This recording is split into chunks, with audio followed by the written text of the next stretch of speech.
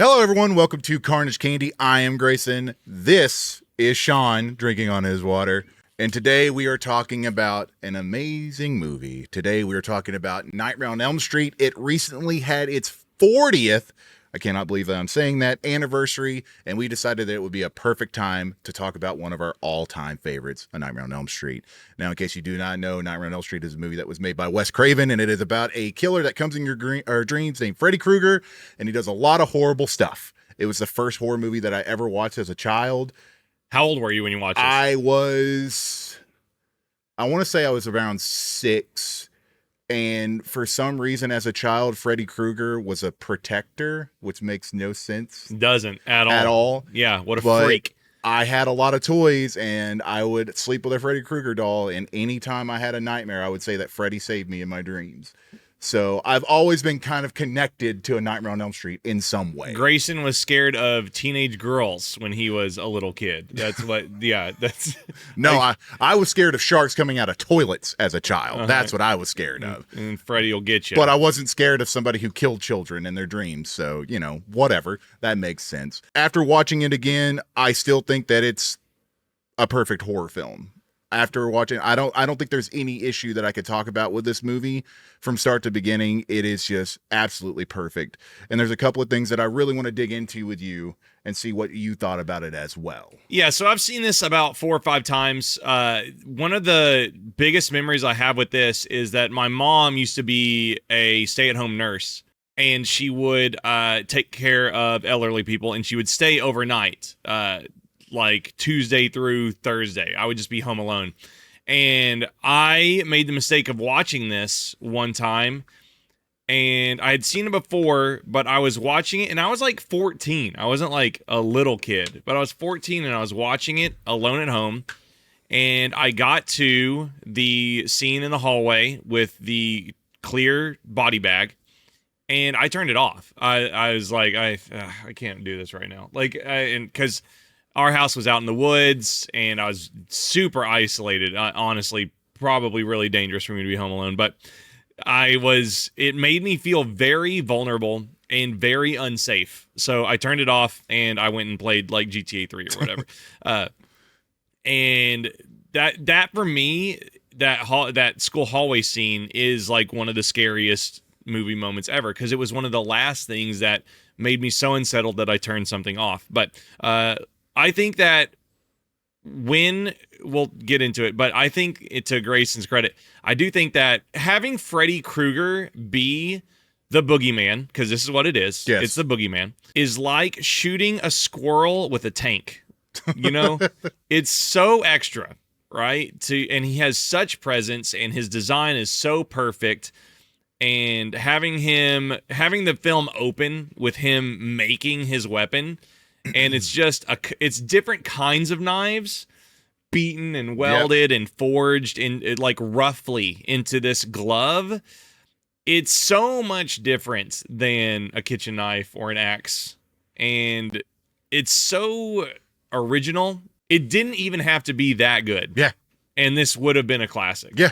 But it's now like immortalized ever because of how overly spectacular Freddy Krueger is a character from a design and a concept standpoint. For sure. I don't know if this was for you, but for me, this was the first time that I ever got a fake out on who the lead character was going to be.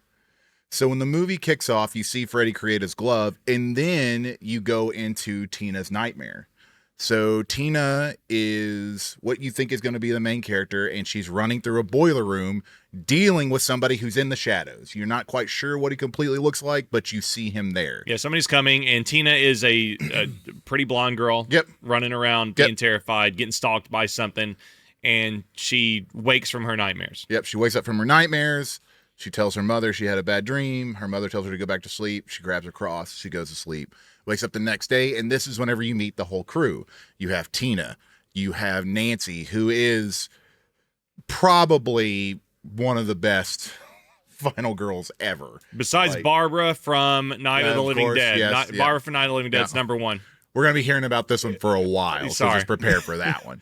So you've got Nancy, you've got Glenn, who's played by an extremely young Johnny Depp. Such a hot guy. Oh my God, Glenn is so dreamy. Yeah, and then you've got, what is his name? Rod. You've got Rod, it's Rod Lane, who is the on and off again boyfriend of Tina. Kind of flaky douchebag, you know, they're but just likable. Yeah, they really are. Like they're just normal kids being normal kids. And Tina happens to tell Nancy and Glenn that she had a really bad nightmare and wants them to come over because her mom's gone. So she wants them to come over tonight because she's really scared. She had a bad nightmare. She doesn't want to be alone. Already setting it up like, okay, we're going to go to this next area. Probably one of the friends is going to die. Yeah. Let's just see what happens. Oh, I just got the goosebumps. It's Tina's story. Tina is asking if her friends agree. They're going to Tina's house. Yep. Tina needs protection. Yep. The audience loves Tina. They get over to Tina's house, and then you have your first noise that you hear to where something's going to go wrong. Here's another noise and some like scratching of something on a wall. Yeah. To make you think that, oh man, the villain at the beginning, Freddy, he's coming, which you don't know it's even his name yet. Yeah. All you know is that it's a guy with a knife glove. That's all you know. Yeah. And he has the hat and the sweater on. And it's what sucks about being born when we were is that I mean you may not have known, but pop culture had told me who Freddy Krueger was before I watched this. When I grew up, I would always watch, I think, Freddy's Dead, which is the one with the bus on the cover. It's the sixth one. Because it had the coolest cover at the gas station we went to, right? So I knew Freddy Krueger was. I had seen him on late night shows. I had seen him in, I'd seen him like on TBS here and there. I knew he was the bad guy, right? Mm-hmm. I could not imagine, and this is probably why it's so ingrained with Grayson, right? I could not imagine going into the theater in 1984 and not knowing a single thing that was happening. Yeah. It must have just been the scariest shit ever. Kids, I could not imagine going to my car after the theater, or just sitting there being like, I don't know what's about to happen. Yeah, I remember whenever I watched it, it was on a VHS tape that had definitely been watched a lot because it had like the little wear screens in it while you were watching it. So it kind of made it even creepier for me. We get Rod. He shows up and says, hey, Tina and I are going to go deal with some stuff. We'll take the parents' bedroom. Y'all get the rest. It's just the way they says, y'all get the rest. It gets me every time. Yeah.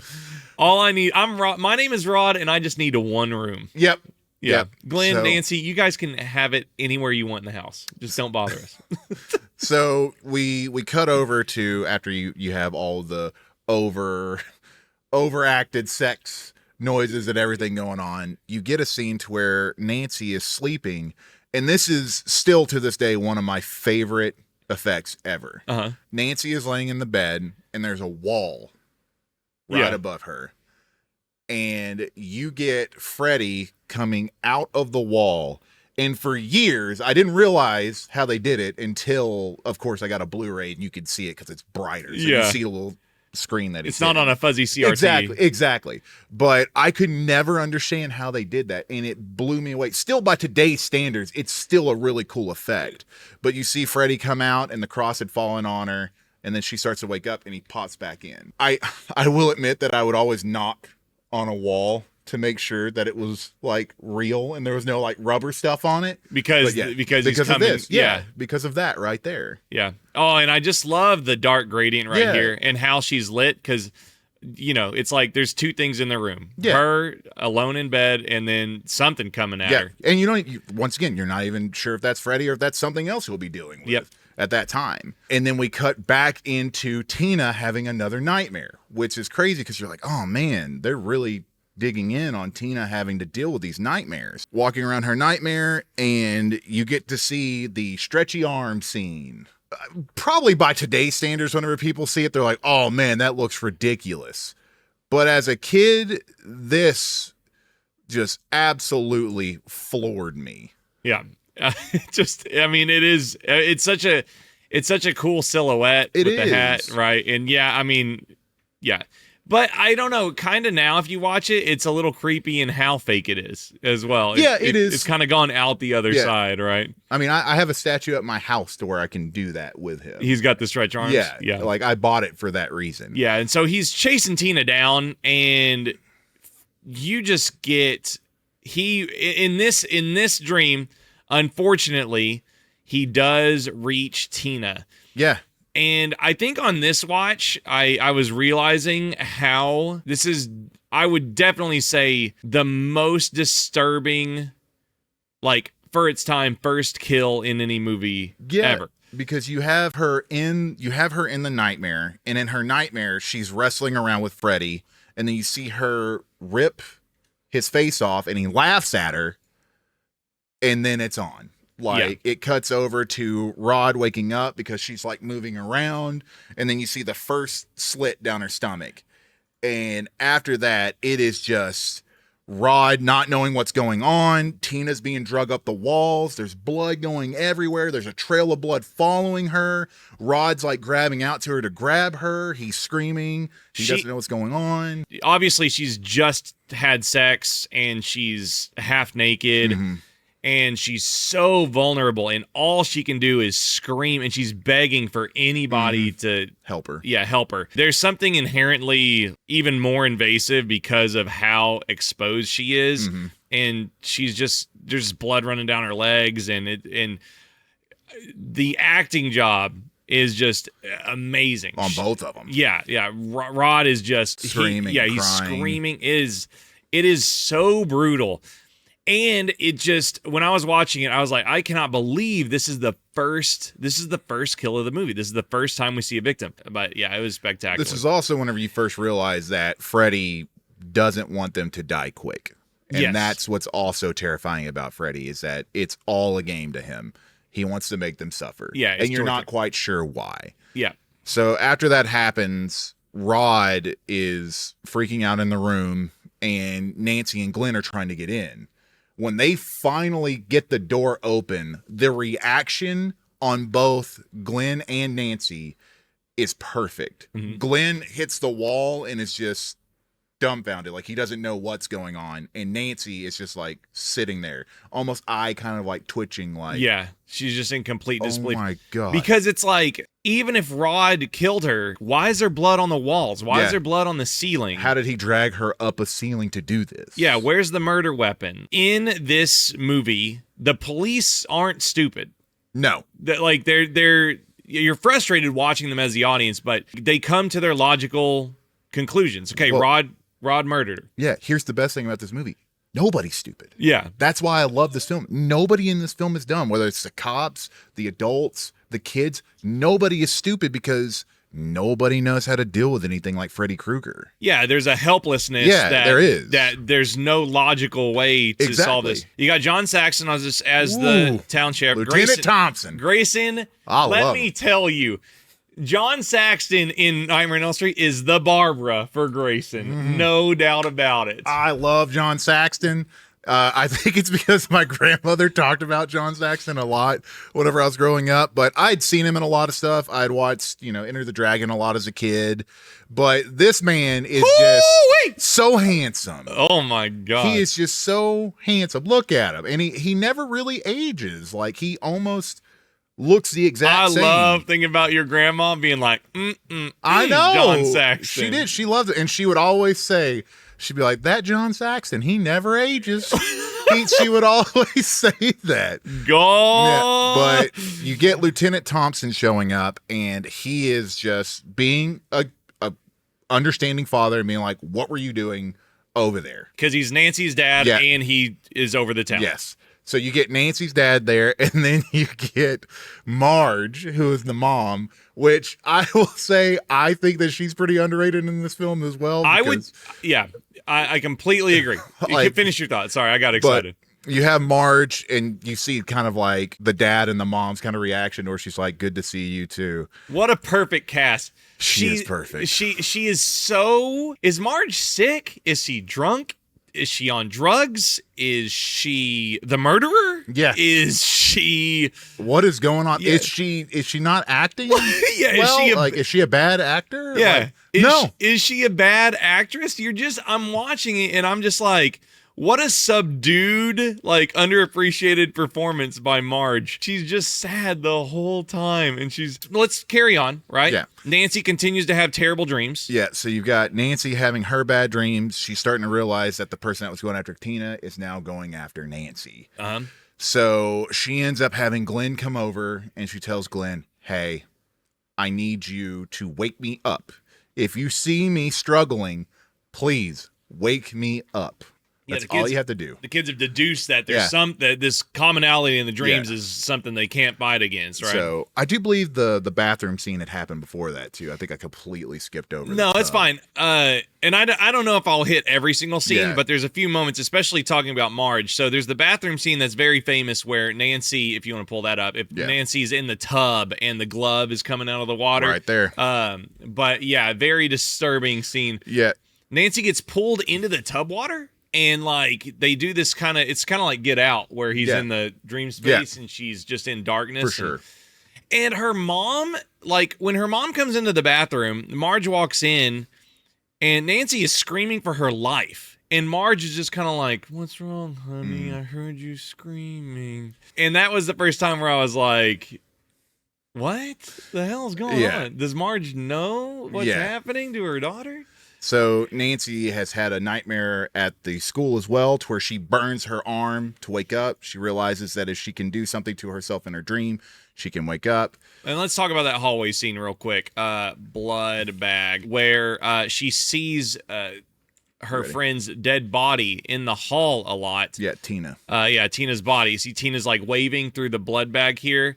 And this is kind of revisited in Scream 3 a little bit with Sydney's mom. Yeah. This scene to me is probably the scariest Wes Craven ever was. To me. Okay. I think there was just and then the invisible entity dragging the hall. You don't know. And I think it's also because it's taking place in a school. That's a very used to be a very safe place for children. She turns and looks, and then this is what she sees. Yeah. And then it cuts to that hall monitor who's dressed up like Freddy. Screw your hall pass. Yeah. But that hall scene, is that where she burns her arm to wake herself up? This is the nightmare she's having? Yeah, she has that when she ends up making her way all the way down into the boiler room. And then that's where like Freddy is like laughing at her and all the weird noises are happening. She screams and she hits her arm on the thing and it burns her and she wakes up. Yeah. All right. Sorry about that. Keep going. No, you're good. I mean, we needed to talk about that because that leads into everything else. So then we get back. You have Nancy who's watching a trailer to Evil Dead on the TV. I always love that little nod. And then she tells Glenn, hey, if you see me struggling, wake me up. I need to find out what's going on. Nancy ends up going into the dream world and she sees Glenn in the dream world, which is really funny to see now because like he's like, hey, I'm here. Yeah. She walks all the way down to the prison where Rod is being held. Yeah. Rod is arrested. Yeah, because they used Nancy as bait. But like we said with the cops, they deduce that Rod is the killer and they arrest him. So Rod's in prison. So Rod's in prison. Nancy goes to where Rod is at and is looking through the window and sees Freddy walk through the bars and is looking over Rod's body. And she starts banging on it, and she looks up. At that moment, Nancy hears something. She goes to check on it, and Freddy jumps out at her. Chase is on. We now have a chase with Nancy trying to get back to her house. So another thing I want to bring up, a lot of people probably talk about this, but I don't really know. The soundtrack to this movie is incredible. Yeah, it's very 80s. And it's the kind of soundtrack that it has inspired a class of musical artists, right? For sure. So Nancy ends up going all the way back to her house and ends up hitting the dreaded steps, the sticky steps. Yeah. And this is like a really good blend of her world starts collapsing, and this is where the movie like starts to really get into its third act of she and the audience can't really trust what is a nightmare and what's really happening. Yeah, for sure. Her steps start to melt and she's trying to make her way up the stairs, and that's a nightmare we've all had where we can't run as fast as we need to. Freddy breaks the glass, and I think he's using Tina's face. Like I think he has Tina's face on his, and then he pulls it away after he breaks the glass. She ends up getting upstairs, and they get into this really crazy fight in the room because he like jumps through the glass at her. Yep. And then another really cool song happens. While all this is happening, you see Glenn just kind of sitting over in the corner asleep, which lets you know that, okay, yeah, I saw him in the dream because he fell asleep as well. Luckily, the alarm clock goes off. Nancy wakes up, and then she basically just screams at Glenn for falling asleep. They realize, oh no, Rod. While that's going on, you see this blanket slowly coming up and around Rod's neck while he's sleeping. And then whenever he finally wakes up, he's being pulled up.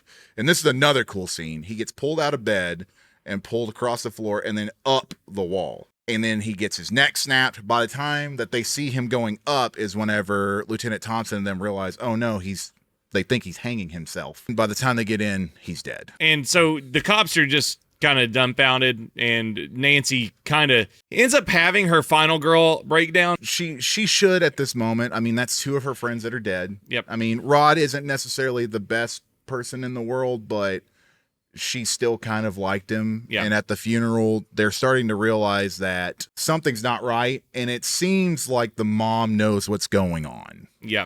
We get this cool scene where Nancy finally confronts her mom down in the basement. Well, it's the reason why this happens is they go to do a sleep training. Yeah. And while they're in there, there's a doctor named King. His name is Dr. King. And he's telling the mother that nobody quite understands what the dreams are yet. They're a mystery.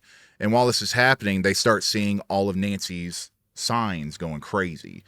And they run in there to get her. And by the time they wake her up, Nancy reveals that she has gotten a hat. She has taken something from the dream world and brought it back with her. We end up cutting back to the house, and this is where the mom is in full alcoholic mode now. Yeah, she's completely broken down because she's watched Nancy survive the testing. The testing did not go well. It's just like the doctor's like -3 is normal for nightmares, and Nancy's reading like -900 or something.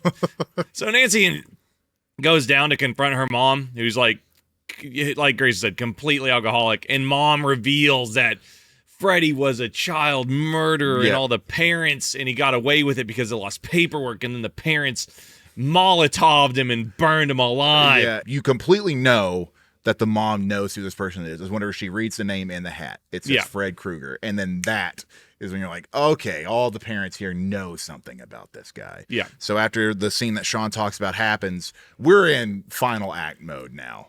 Yeah. Like all the windows are barred up at the house. Yep. The mom is basically like locked. Everything's locked up. Yeah. Like, it's like the mom's trying to cope by doing something in the physical world. Is that she has told Glenn to like not fall asleep, and she wants to call her to the house. The parents think that Nancy is just insane. Yeah. Like they think that something is definitely not right with her. The parents of Glenn are like, she just doesn't know what's going on. Glenn needs to sleep. So they take the phone off the hook so Nancy can no longer call Glenn to wake him up. Glenn is in his room. He's got his headphones on listening to music. He's got the TV on. He's doing everything he possibly can to stay awake. Nancy is like begging for Glenn to just stay awake because she can't call him. Yeah. She gets a phone call saying that I'm your boyfriend now. We cut to Glenn. And this probably terrified everybody of their own bed for years, especially after seeing this. I felt on my watch that this kill was trying to one-up Tina's death, and at the time it probably did, but for me it was not nearly as effective, but it's still pretty freaking gnarly. Yeah, Nancy's just freaking because Glenn's about to die. Oh my God in heaven. There's this one shot, right there of it hitting the roof. That's super cool. And it's just pouring. Obviously, they've like the way it's pouring on the floor, instead of it just spraying up, they did a good job of like, inverting the room. So it's like spreading unnaturally. It's really, really good. I think my favorite part is whenever the light blows out while the blood is hitting. Like you'll see the light explode. But that happens. Glenn is done. And this is what leads Nancy into, okay, I had read this book about how to booby trap everything. She puts her mother to bed. She has the whole house set up. Nancy goes to sleep. Freddy comes after her, and she ends up pulling Freddy out of the dream. and proceeds to beat the holy hell out of Freddy. Yeah, she really whops his ass. It's what makes Nancy such an awesome final girl, is that, like, it's different when, like, Sidney Prescott can kick Ghostface off of her and, like, you know, manipulate, you know, Loomis and Stu, but, like, Nancy pulling people out of the nightmare realm, right? Yeah. Just whooping that ass. But it also shows how weak Freddy is outside of the dream world, which is also kind of cool. Yeah, that's really neat that he's vulnerable in a certain spot. And I think that it's a lot like Pennywise, right? It's like he feeds off fear. And if you can, by the power of self-assertion, you can defeat Freddy Krueger pretty easily once you get him into the real world. Yeah, you really can. And the Parker, who's outside, goes and tells Lieutenant Thompson, hey, something's going on over there. You need to get over there. By the time he gets over there, Nancy's already caught Freddy on fire. Yep. So he comes in, he sees like flaming footprints in there. They go upstairs and they see a on fire Freddy. Yeah. There's like flaming footprints going up the stairs. But whenever they get up there, they see that Freddy is on top of Marge, and the only thing Lieutenant Thompson can do is like, I guess I'll put the fire out on him. So he puts a blanket over him, and whenever he pulls it back off, you have the mother who gets pulled into the bed with a light going off. And I love the fact that it's almost no-sold by Lieutenant Thompson, because it's like, what can you say in this moment? Yeah. Besides, like, I'm going to go downstairs real quick and go check on some other stuff. Yeah. But after that happens, Nancy closes the door. You have Freddy, who comes out of the bed and cuts out of the sheet, which is really cool. And then Nancy realizes that if she's not afraid of him anymore, he has no power. He goes to claw her, disappears. She opens up the door to leave. It's a beautiful day. That's nice. It's a beautiful day. Nothing could go wrong. Her friends show up in the car. Her mom looks great. She's in this really pretty white dress.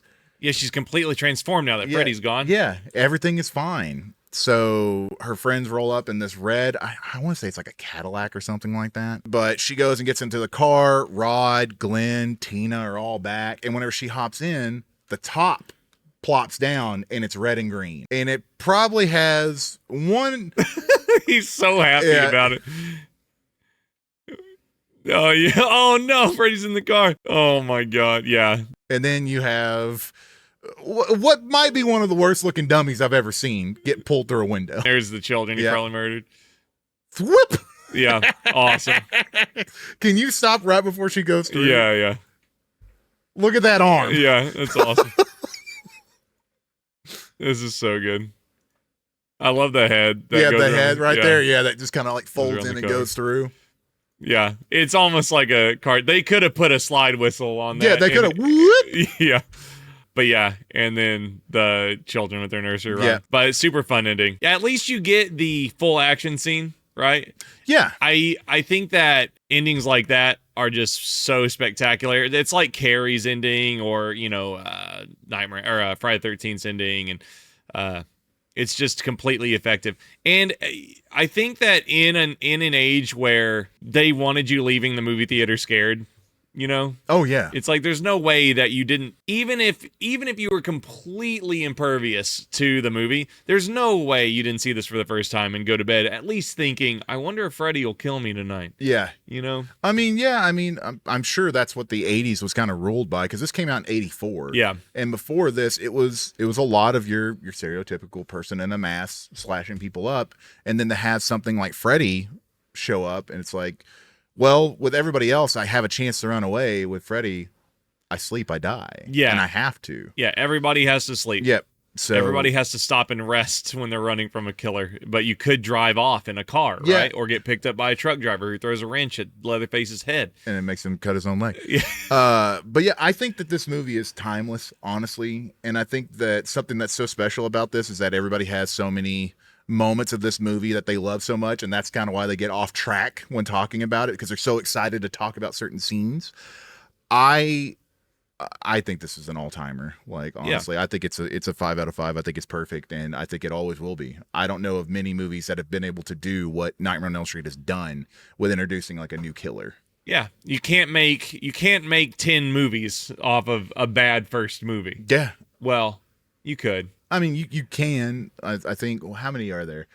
Grayson hates Land Before Time, just so you know. Yeah, you know me. Oh, I hate Littlefoot and the Tree Stars. New Line is that built on what? The house that Freddy built. Yeah, the house New Freddy Line. built. Yeah. So, thank God we have Freddy, because you wouldn't have Secret of the Ooze without him. You wouldn't have Lord of the Rings without him. Yep. Like, yeah, it's kind of crazy to think about. But any other classics you want us to see, or if you really like this, you want to see more Nightmare on Elm Street coverage, make sure and let us know in the comments below. Also, support us on patreon.com/hangtime if you love Carnage candy and horror movies just like this. I'm so glad you got to talk about this, Grace. Yes. Hey, I need everybody in the comments to say, please do Nightmare on Elm Street 2 so I can make Sean watch it. He needs to see this film. Apparently, it's super gay.